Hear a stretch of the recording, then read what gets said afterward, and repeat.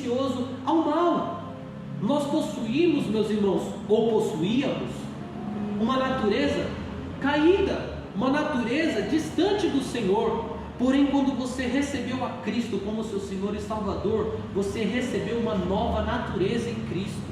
Você recebeu uma natureza onde você não é mais aprisionado pelo pecado. É óbvio que nós não tivemos ainda nosso corpo transformado, incorruptível, que nós teremos naquele grande dia, quando nós nos encontrarmos com Jesus, quando nós nos encontrarmos com aquele que é incorruptível, com aquele que não existe, sabe, meus irmãos, nem sombra de pecado, e aí nossos corpos forem transformados.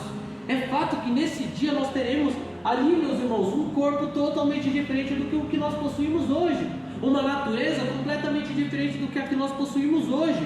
Mas nas regiões celestiais já estamos reinando com Cristo, já fomos salvos por Deus. Quando você recebeu a Jesus como seu único e suficiente Salvador, você reconheceu que você é necessitado dessa graça, você reconheceu que você é necessitado dessa misericórdia. E talvez você pense assim: mas isso daí é o suficiente? Aí que está. Não é isso que é o suficiente é o sacrifício da cruz. Isso sim é o suficiente. Não é o que nós fazemos, não é o que nós podemos dar em troca, porque não existe uma moeda de troca com Deus. Não existe nada que nós podemos ofertar ao Senhor que já não seja dele. Se Deus fez todas as coisas, me diga então o que nós temos que podemos dar a Ele. Tudo é dele, porque dele, por ele e para ele são todas as coisas. Então, se tudo é dele, então como que é que eu faço para obter a salvação? Reconhecendo as nossas misérias, reconhecendo que somos pecadores e necessitados da graça de Deus. É somente essa graça que salva, mediante a fé.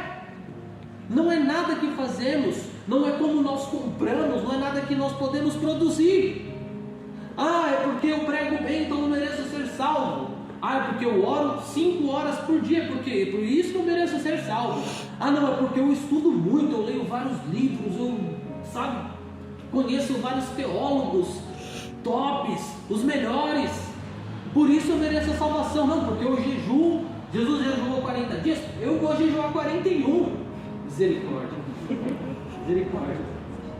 Talvez se você jejuar 41 vai aparecer Satanás lá e falar assim: agora transforma a pedra em pão. Você vai falar: opa, vou orar.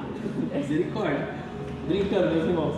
Mas o que eu estou querendo dizer é que não existe algo a se fazer, existe algo que já foi feito para recebermos a salvação. Não é algo que nós podemos produzir, mas é algo que Deus já produziu, é algo que Deus já planejou. O homem caiu, mas Deus já tinha um plano perfeito de salvação estabelecido por Jesus Cristo, pela morte do Cordeiro Santo, o único digno.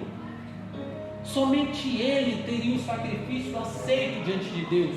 Somente Ele tinha aquilo que era necessário para satisfazer a justiça de Deus pelo pecado cometido pelo homem.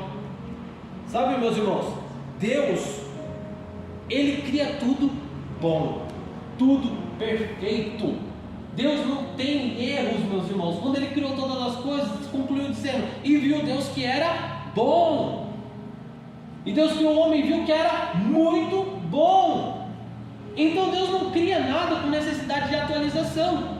Hoje tudo que nós compramos, se for eletrônico, esse teclado tem atualizações, eu acredito que tenha. Vai lá, se é uma atualização nova, você vai lá e atualiza. Você compra um computador, naquela época que você comprou o computador, é o top de linha, ele é perfeito, é o computador melhor do mundo. Passa alguns meses, correção de bugs, vamos lá fazer uma atualização. Ela está se formando em TI aí, gente. Se formando, ó, a profecia, começou esses dias, ele já está se formando. Mas o que eu estou querendo dizer, meus irmãos, é que aquilo que nós produzimos é falho. Tudo que parte do homem é falho. Nós falhamos, mas Deus não, Ele é perfeito. Então Deus produziu, Deus sonhou, Deus executou e planejou o homem desde a sua, desde o início ali e formou o homem perfeito. O homem tinha tudo o que era necessário para negar o pecado. Adão não sofria a influência do pecado que nós sofremos, por ter uma natureza caída, por ter uma natureza herdada de Adão, uma natureza adâmica, enfim. Ele não. A natureza de Adão era uma natureza proveniente de Deus, divina. Era um homem em sua plenitude. Então imagina que Adão era um homem perfeito aos olhos de Deus. Deus criou Adão perfeito. E Adão, com toda essa condição para fazer o que era certo, ele fez o quê? Escolheu o que era mal. Mas Adão poderia não ter escolhido? Poderia. Ele tinha o que era necessário. Não é como se Deus fez Adão e faltava alguma coisinha para ser feita. Ou Deus, ele fez Adão e falou assim: não, eu vou fazer Adão e eu quero que ele caia, eu quero que ele peque, eu quero que aconteça tudo isso. Não, não é isso, meus irmãos. Deus criou Adão perfeito. Toda a criação de Deus é perfeita, sem necessidade de atualizações. Agora nós não. Mas por que nós não somos mais dessa maneira? E vamos necessitar daquela grande atualização quando encontrarmos com o incorruptível? Porque nós herdamos essa natureza pecaminosa. E o que eu estou querendo deixar claro aqui, meus irmãos, é que Deus não faz nada pela metade. Deus não faz nada incompleto, Deus faz tudo completo. E quando Deus formou o homem, Deus deu uma coisa para o homem. Deus deu uma coisa para o homem, que é uma palavrinha que causa muita briga, que é livre-arbítrio, que é um poder de decisão. Deus, ele deu esse poder de decisão para o homem. E o homem fez o quê? Decidiu mal. Olha só, Deus deu um presente, o homem pegou o presente e fez o que era errado. É isso que o homem fez. Deus formou o homem, fez tudo perfeito, e o homem, sabendo os planos de Deus, sabendo as orientações de Deus, sabendo tudo que Deus falou para que ele fizesse, a forma com que ele deveria proceder. A Bíblia fala, meus irmãos, que na viração do dia, todas as tardes, todos os dias, Deus estava com o homem. Isso é relacionamento, isso é comunhão. Então não é como se Adão estivesse vivendo por viver, estivesse vivendo longe de Deus. Não, Adão estava próximo de Deus. Adão tinha comunhão com o Senhor, mas ele também tinha esse poder de decisão. E aí, sabendo das consequências, porque ele não estava enganado, Deus falou: se comer, certamente morrerás. Ele sabia. Ainda assim, ele foi e escolheu o mal. Ainda assim ele foi lá e fez o que era errado diante do Senhor. E por conta disso, houve consequências. Mas olha só, essas consequências não ficou só em Adão. Essas consequências passaram para nós. Nós herdamos essas consequências. Então, por conta de herdarmos essas consequências de Adão, do pecado de Adão, dessa falha do homem, nós fomos destituídos da glória de Deus.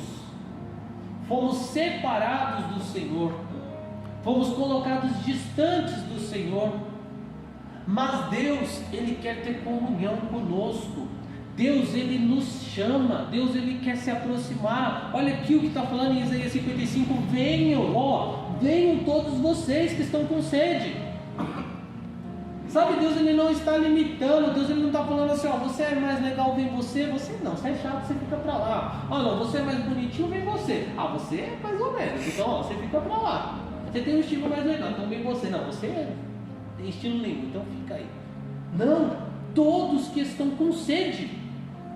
Ele é a fonte de águas vivas que jorra para a vida eterna. Ele é a fonte.